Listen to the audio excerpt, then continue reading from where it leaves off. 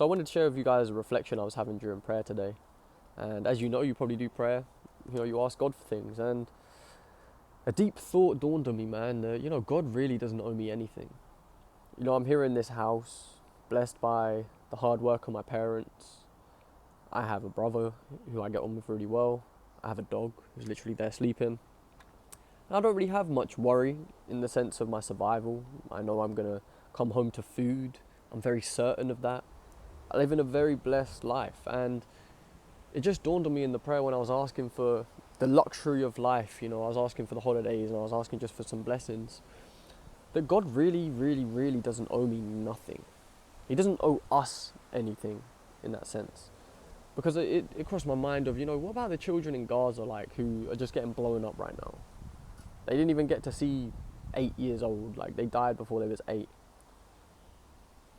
Who am I to be blessed from the Lord any more than that kid there? Why do I think I deserve all this luxury? Why do I think God owes me all this luxury when realistically, just by the grace of God, I live in a country which is, I would call safe. Many people hate on England, fall of the West, and call it corrupted and stuff like that, which, yeah, to an extent you're kind of right. But I'll be honest, I don't feel unsafe in England. I feel very safe. I know if I leave my house, there's very unlikely that I'm going to get killed. Sure, there are stabbings, but I've never experienced it, God forbid, and I've never seen it. I know it happens, but I was thinking about the war-torn countries. That crossed my mind, and it was like, why does God owe me, anything when there are people who are just born into war-torn countries, destroyed families, parents who are drug addicts, and they're born into that, and that's just the cards they were dealt. Who's to say if I was born into that, I would even be alive right now?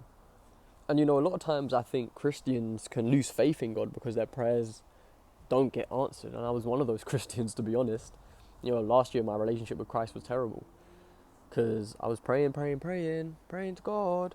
Can you give me stuff, holidays, money, success, business success, blah, blah. And it didn't come. It came in pieces. But even then I wasn't grateful for it. It came and it was just a feather in the wind, and I'm back to asking God for more things. And I started resenting God for that. My relationship with Christ was terrible because I felt he wasn't answering my prayers. And it makes me think of Kanye as a big example of someone who has problems with Jesus. He's not answering his prayers. But that comes from, I guess, arrogance that we have, that we think God owes us stuff, that because I am me, I'm Jacob, why isn't God giving me all the blessings in the world? Why shouldn't I go on the holidays? And I think that all comes from pride, that all comes from ego. And am I saying we shouldn't ask God for things? No, I'm not saying that. But we should remember to have humility in the sense that God does not owe me anything. Yes, I can ask God for blessings, and yes, Lord, please continue to show your grace in my life. I pray for this. But you don't owe me anything, God.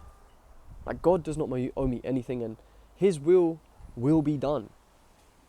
And if it's in his will that my prayers don't get answered in the way that I'm praying, then fine, That's okay. That's the acceptance we kind of have to come to of, it's okay if it doesn't work out the way you planned. And we shouldn't be afraid of that outcome. That can often seem like the worst thing. I remember, bro, I used to have panic attacks. This is no joke. I used to have panic attacks with the idea of my business failing and me having to get a 9 to 5. That's where my head was at. And it's it dawned on me the other day, who am I to say I'm better than anyone else not to get a 9 to 5? Where's the humility in that? And obviously it's just a brainwashing of the content I watch. I watch a lot of Andrew Tate, I watch a lot of the Manosphere, and you see it, man. You see these people driving Lamborghinis, Mercedes, and you're like, bro, I want that, I need that.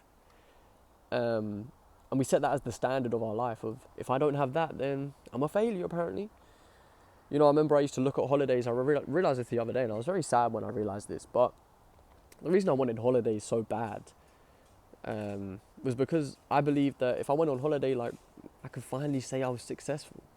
I wouldn't be a failure. I'd finally be joyful at the fact that I achieved my goal.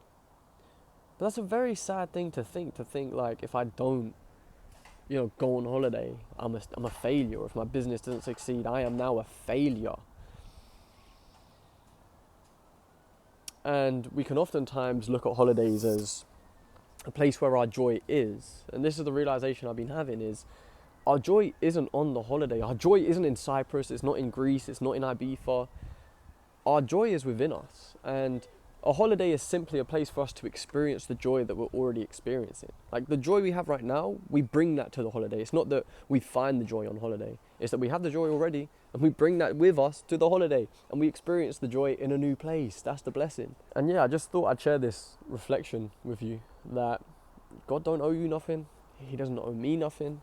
We can still ask humbly for blessings, but just remember in the back of your mind that when you're asking God for luxury blessings, things that aren't really a necessity, they're more just for your own enjoyment, that God don't owe you them. God doesn't owe you anything, bro. He's already given us everything we need and more. He has blessed us so much. All for what? For what work did we do to deserve this? Nothing. What, we just confessed Jesus and believed in our heart and then that's it? Like, that was it. And we get to experience the life of Jesus Christ. We get to experience the joy, the joy of the Spirit. And we have divine gifts given to us from the Lord. And that's such a blessing, man. That's such a blessing. But yeah, just remember in prayer, like next time when you're asking God for something and perhaps you've asked God for something and you kind of feel annoyed that it's not happened yet, that God don't owe you it, bro. God does not owe you nothing. You could have been in a war-torn country. Perhaps you are, man, and God bless you. You could have been born into a family of great, great poverty without food on the table. You could have been born into, a place that's getting raided by bombs and armies and all these things. So we must always take a moment to truly, not just say it with our word, like not say it with our tongue, truly in our heart feel the gratitude and the love that we have for Christ and the things He's given us. Because I think we can forget this sometimes in the pace of this world, the fast moving world. We can often forget to just take a step back, and even when life feels like it's crumbling around us, to find gratitude in God, to find refuge in God, and through that find joy, love, peace, and experience the fruits of the Spirit.